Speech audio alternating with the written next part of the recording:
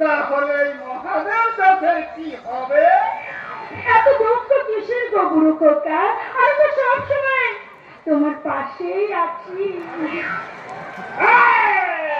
তুই আমাকে বুড়ো বলো না, আমি মনে সবাই তাই বুঝি? জানো আমার বয়স মোটে 1-3 বছর মাত্র?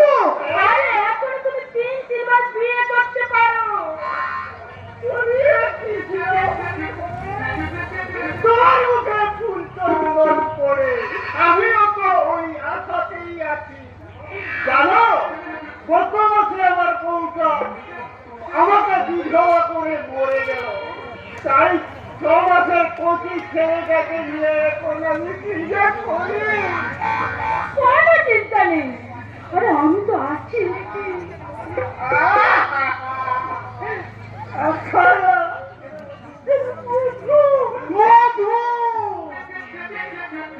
আমার ছেলের না হবে তো?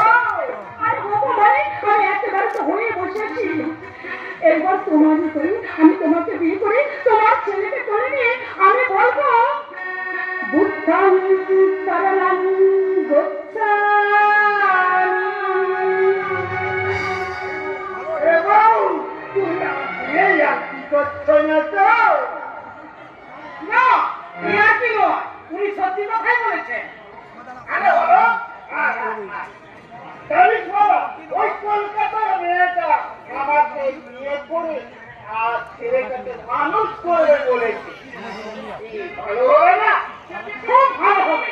তার আগে তোমার ভিটাটা বিক্রি করে টাকা জোগাড় করো। কেন কেন? কলকাতার উপকূল পাইলে অঞ্জলি দেওয়ার জন্য। অনেক কৃষ্ণ হরে হরে। বাবা হলো, এ তুই কি বলছিস রে বাবা? আমি ঠিকই বলছি, কারণ তুমি তার পাগল হয়েছে, ওকে নিয়ে গিয়ে তোমার চোখে সাজিয়ে রাখতে চাইছো। না